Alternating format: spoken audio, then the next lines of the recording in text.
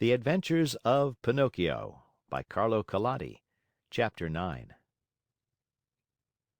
See Pinocchio hurrying off to school with his new ABC book under his arm. As he walked along, his brain was busy planning hundreds of wonderful things, building hundreds of castles in the air. Talking to himself, he said, "In school today, I'll learn to read, tomorrow to write, and the day after tomorrow I'll do arithmetic. Then, clever as I am, I can earn a lot of money. With the very first pennies I make, I'll buy Father a new cloth coat. Cloth, did I say? No, it shall be of gold and silver with diamond buttons.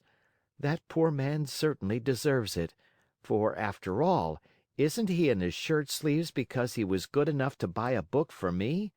On this cold day, too. Fathers are indeed good to their children." As he talked to himself, he thought he heard sounds of pipes and drums coming from a distance. Peep, peep, peep, peep, peep, peep. Zoom, zoom, zoom, zoom. He stopped to listen.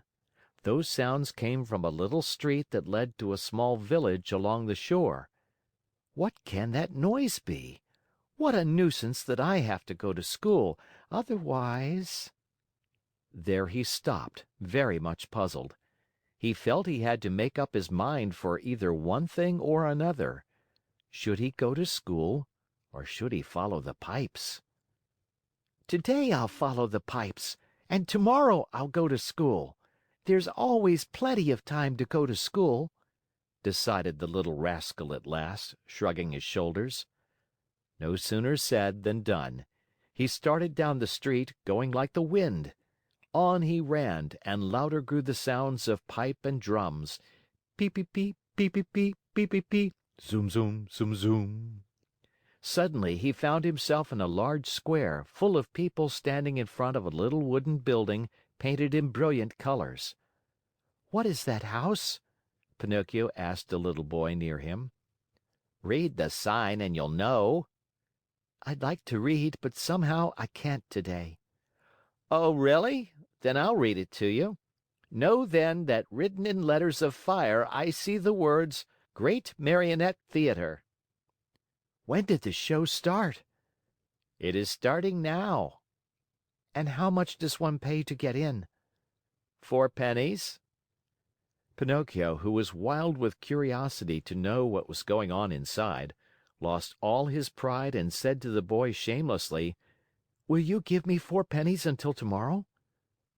"I'd give them to you gladly," answered the other, poking fun at him, "but just now I can't give them to you." "For the price of 4 pennies, I'll sell you my coat." "If it rains, what shall I do with a coat of flowered paper? I could not take it off again." "Do you want to buy my shoes?" "They are only good enough to light a fire with." "What about my hat?" "Fine bargain indeed, a cap of dough. The mice might come and eat it from my head." Pinocchio was almost in tears. He was just about to make one last offer, but he lacked the courage to do so. He hesitated, he wondered, he could not make up his mind. At last he said, "Will you give me 4 pennies for the book?" "I am a boy and I buy nothing from boys," said the little fellow with far more common sense than the Marionette. "I'll give you 4 pennies for your ABC book," said a rag picker who stood by. Then and there the book changed hands. And to think that poor old Geppetto sat at home in his shirt sleeves, shivering with cold, having sold his coat to buy that little book for his son.